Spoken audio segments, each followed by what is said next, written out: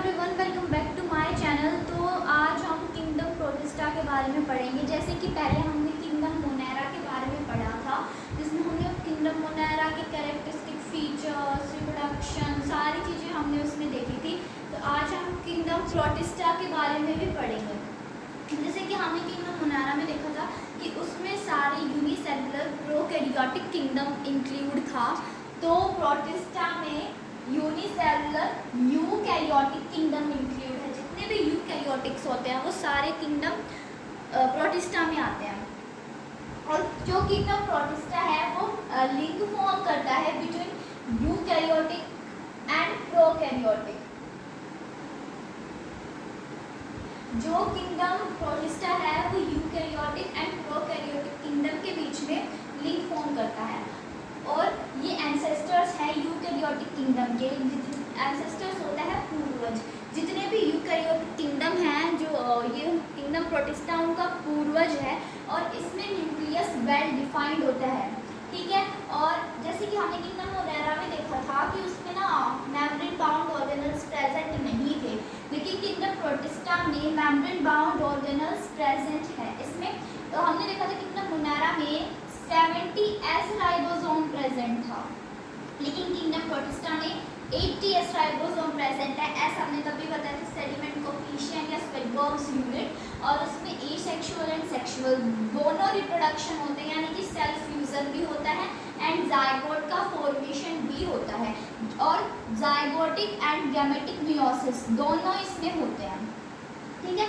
और जो न्यूट्रिशन के मोड है वो डाइवर्स हैं, यानी कि बहुत टाइप के, ऐसा नहीं है कि पर्टिकुलर न्यूट्रिशन इनमें देखने को मिलता है। बहुत अलग अलग टाइप के इनमें न्यूट्रिशन देखने को मिलते हैं।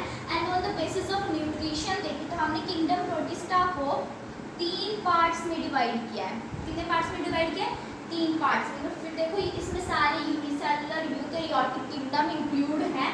ये फॉर्म करता है एक link between eukaryotic and prokaryotic kingdom. इनको एंसेस्टर्स ऑफ यूकैरियोटिक किंगडम, यानी कि यूकैरियोटिक किंगडम का पूर्वज भी कहा जाता है। इनका न्यूक्लियस वेल डिफाइंड होता है, मेम्ब्रेन बाउंड ऑर्गेनल्स इसमें प्रेजेंट होते हैं, 80 एस राइबोसोम इसमें होता है। और एक बात और फिर से रिपीट कर देती हूँ कि राइबोसोमल यूनिट्स जो होती है वो नॉन एडिटिव होती है, यानी कि उनको हम ऐड नहीं कर सकते हैं।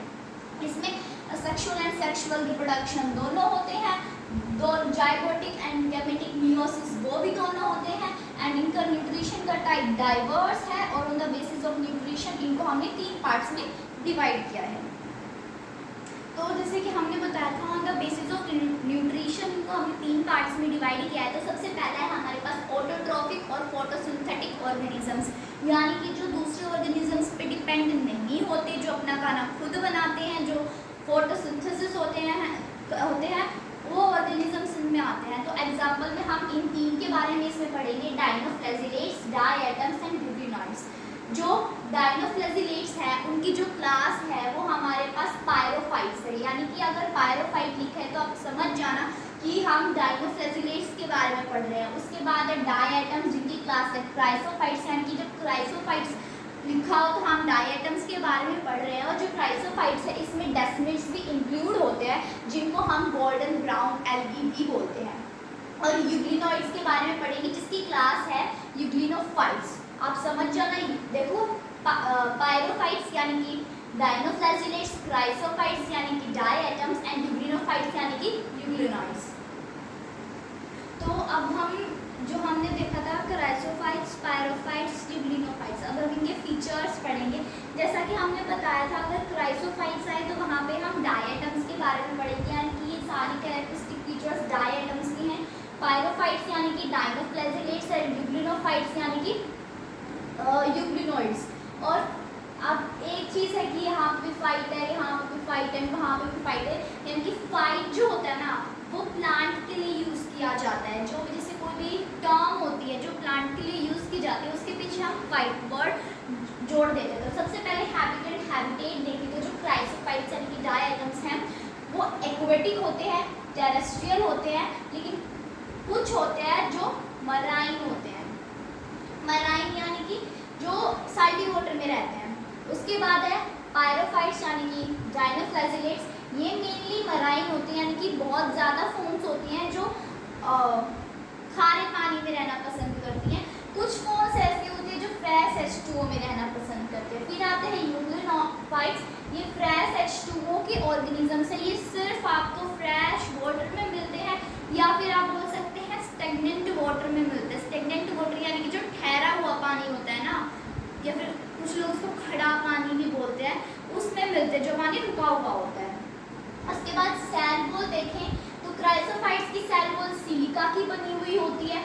पायरोफाइट्स में सेल वॉल तो कह सकते होती है नहीं होती है, क्योंकि जो इनकी सेल वॉल होती है ना वो स्टिफ सेलुलोसिस प्लेट्स होती है, जैसे कि आप स्ट्रक्चर में भी देख रहे हैं, ये जो आउटर साइड होती है ना इनकी, उस पर यहाँ पे स्टिफ सेलुलोसिस प्लेट्स प्रेजेंट होती हैं। और यूग्लिनोफाइट्स में सेल वॉल तो एब्सेंट होती है, लेकिन एक प्रोटीन की लेयर प्रेजेंट होती है जिसको हम पेडिकल बोलते हैं, जो फ्लेक्सिबल होती है और फ्लेक्सिबिलिटी के कारण इसको मूवमेंट एंड लोकोमोशन में भी हेल्प करती है। उसके बाद इसका स्ट्रक्चर देखें तो क्राइसोफाइट्स का शो बॉक्स अरेंजमेंट होता है, यानी कि दो ओवरलैपिंग सेल्स प्रेजेंट होती है। जैसे कि आपने शॉप केस देखा होगा, उसमें एक छोटा होता है, फिर उसके ऊपर एक बड़ा ढक्कन रखा जाता है ताकि वो साबुन जिसमें रखी जाती है वो कवर हो सके। वैसे देखो ये छोटा वाला है, बड़ा वाला है, और इसके नीचे फिर ये इसको नीचे छोटा वाला है, बड़ा वाला इसको कवर कर रहा है। जो बड़ा वाला है ऊपर वाला उसको हम बोलते हैं एपिथेका और नीचे वाला उसको बोलते हैं हाइपोथेका। उसके बाद पायरोफाइट्स का देखिए तो इसमें दो फ्लैजिला प्रेजेंट होती है, जैसे कि ये स्टिफ सेलुलोसिस प्लेट्स होगी आउटर सरफेस में प्रेजेंट, ये दो फ्लैजिला हो गई, एक ये वाली और एक ये वाली, एक ट्रांसवर्स ग्रूव में प्रेजेंट है, एक लॉन्गिट्यूडनल ग्रूव में प्रेजेंट है। उसके बाद यूग्लिनोफाइट्स का देखिए, इसमें ये स्ट्रक्चर है, इसमें भी आपको दो फ्लैजिला देखने को मिल रही है, एक ये वाली और एक ये बड़ी वाली, एक ये वाली और एक ये वाली। इसमें जो बड़ी वाली है उसमें हेयर लाइक एक्सटेंशंस प्रेजेंट होते हैं, इसलिए इसको रफ फ्लैजिला भी बोला जाता है। और जो दूसरी वाली है, ये वाली जो छोटी है, उसमें हेयर लाइक स्ट्रक्चर्स या एक्सटेंशंस प्रेजेंट नहीं होते हैं, इसलिए इसको स्मूथ फ्लैजिला बोला जाता है। इसमें ऑब्लिक्यू सेप्टा प्रेजेंट होते हैं जिसको मायोनीम्स बोला जाता है, और एक कॉन्ट्रैक्टाइल वैक्यूल इसमें प्रेजेंट होता है। यहाँ पे दो फ्लैजिला इसमें प्रेजेंट होते हैं। ध्यान रखना, अगर हेयर प्रेजेंट है तो वो रफ फ्लैजिला है, और हेयर सब्सेंट है तो वो स्मूथ फ्लैजिला है। मायोनीम्स इसमें प्रेजेंट होते हैं, यानी कि ऑब्लिक्यू सेप्टा और कॉन्ट्रैक्टाइल वैक्यूल। उसके बाद फ्लैजिला देखें तो जैसा कि आप ये स्ट्रक्चर देख रहे हैं, आपको इसमें कोई फ्लैजिला दिख रहा है? नहीं दिख रहा, यानी कि इसमें फ्लैजिला एब्सेंट होते हैं। क्राइसोफाइट्स यानी कि डायएटम्स में फ्लैजिला एब्सेंट होते हैं। डायनोफ्लैजिलेट्स में देखिए तो हमने यहाँ देखा दो फ्लैजिला प्रेजेंट थे, एक ट्रांसवर्स ग्रुप में और एक लॉन्गिट्यूडनल ग्रुप में। जैसे यहाँ पे लिखा है one is present in transverse group and one is longitudinal group, और दोनों आप देख रहे हैं कि 90 डिग्री का एंगल बना रहे हैं, जैसे कि एक यहाँ है एक यहाँ है, ये 90 डिग्री का एंगल बना रहे हैं, ठीक है। और दो फ्लैजिला होने के कारण ये कुछ इस टाइप का स्ट्रक्चर सा फॉर्म कर लेते हैं, इसके कारण इसको रीलिंग विप्स भी बोला जाता है। ये 90 डिग्री का एंगल फॉर्म करते हैं, इसलिए इनको रीलिंग विप्स भी बोला जाता है। और यहाँ पे भी दो फ्लैजिला, एक स्मूथ एक रफ, स्मूथ में हेयर एब्सेंट होते हैं, रफ में हेयर प्रेजेंट होते हैं। अब पिगमेंट्स की बारी आती है, तो पिगमेंट्स देखें तो इस क्राइसोफाइट्स में chlorophyll A, chlorophyll C present है, और बीटा कैरोटीन प्रेजेंट होता है, और ज़ैंथोफाइल्स होता है प्रोटीन जो होते हैं उनका एक झोला, जैसे हम एक कोई झोला ले लेते हैं उसमें सारा सामान डाल देते हैं, तो ऐसे ज़ैंथोफिल्स एक झोला होता है जिसमें बहुत सारे प्रोटीन होते हैं। और क्राइसोफाइट्स में ज़ैंथोफिल यानी कि प्रोटीन देखें तो वो होता है डायज़ोनथिन्स।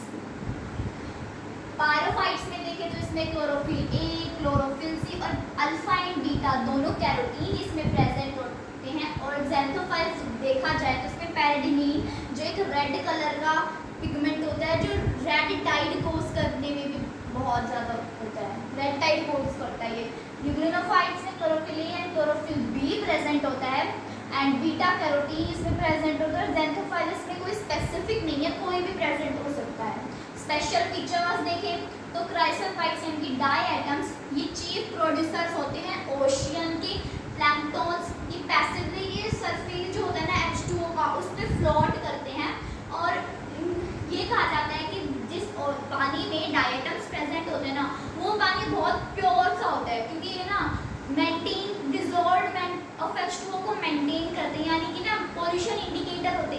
पोर्शन आता है ना, तो ये वहाँ पे नहीं प्रेजेंट होते, वहाँ से खत्म होने स्टार्ट हो जाते हैं।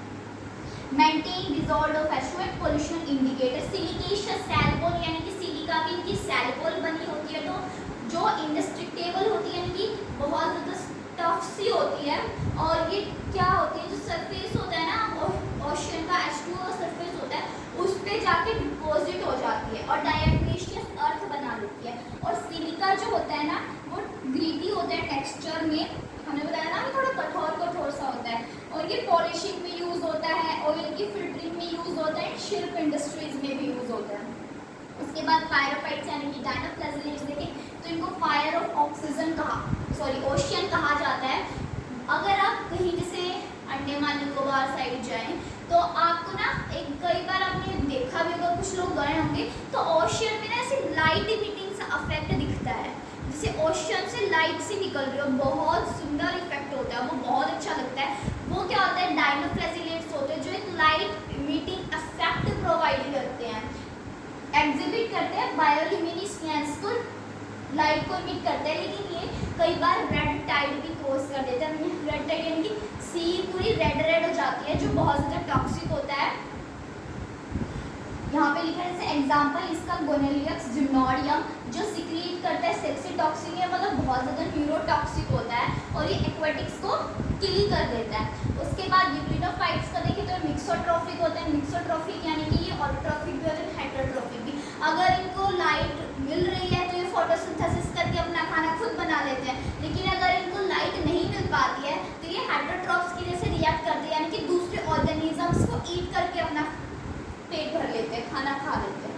ये कनेक्ट करते हैं link between plants and animals. यहाँ पे हमने देखा था क्लोरोफिल बी, क्योंकि प्लांट जो होते हैं उनमें मेनली क्लोरोफिल बी प्रेजेंट होता है।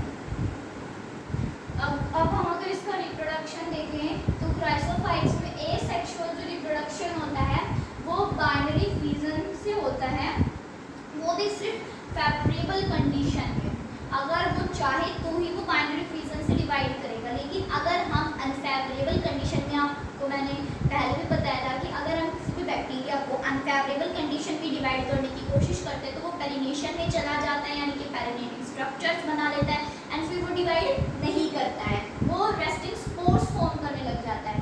सेक्सुअल मोड में देखें तो इसके 3 वे है, आइसोगैमी, एनाइसोगैमी एंड ओगैमी।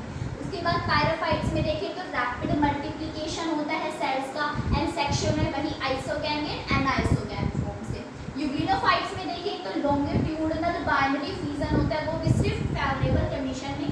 लेकिन अगर यूग्लिनोफाइट्स को हम अनफेवरेबल कंडीशन में डिवाइड करने की कोशिश करते हैं तो ये पाल्मेला स्टेज में चले जाते हैं, यानी कि सिस्ट बना लेते हैं अपने ऊपर, और सेक्सुअल मेथड इनका अभी तक पता नहीं चला है। अब हम यहाँ पे 3 टर्म्स सुनी थी सेक्सुअल मोड में, आइसोगैमी, अनआइसोगैमी, ओगैमी। हम यहाँ पे देखते हैं आइसोगैमी, इसको हम आइसोगैमस भी बोल सकते हैं। इसमें क्या होता है, 2 सिमिलर गैमेट्स यानी कि same gametes on the basis of morphological characters, उनका फ्यूजन होगा, सेम गैमेट्स का फ्यूजन होगा। जैसे कि एक गैमेट ये है प्लस एक गैमेट ये सेम है, यानी अगर एक में 2 फ्लैजिला प्रेजेंट होगी तो दूसरे में भी 2 होगी, एक छोटा होगा तो दूसरा भी छोटा होगा, ठीक है, इनका फ्यूजन होगा। एनाइसोगैमी में फ्यूजन होता है लेकिन 2 डिसिमिलर गैमेट्स का, यानी कि मान लो एक छोटा है और एक बड़ा है, या फिर एक के पास 2 फ्लैजिलास प्रेजेंट है, एक के पास 1 फ्लैजिला प्रेजेंट है। ओगैमी में जो मेल होगा वो तो छोटा होगा और नॉन मोटाइल, यानी कि उसके पास फ्लैजिला प्रेजेंट नहीं होगा, और फीमेल जो होगी वो लार्ज होगी एंड मोटाइल होगी, यानी कि फीमेल बड़ी होगी एंड उसके पास फ्लैजिला प्रेजेंट होगा। जैसे कि ये हमारा मेल है, इसके पास फ्लैजिला, ये मेल है, इसके पास फ्लैजिला प्रेजेंट नहीं है, प्लस ये आ गई हमारी फीमेल बड़ी है, इसके पास ये 2 फ्लैजिला प्रेजेंट है, और मेल के पास एक भी फ्लैजिला प्रेजेंट नहीं है, ठीक है। सो अब हमने इसका रिप्रोडक्शन देखा, तो मेरे और वीडियोस देखने के लिए मेरे चैनल को सब्सक्राइब करिए एंड वीडियोस को लाइक करना ना भूलें। थैंक्स।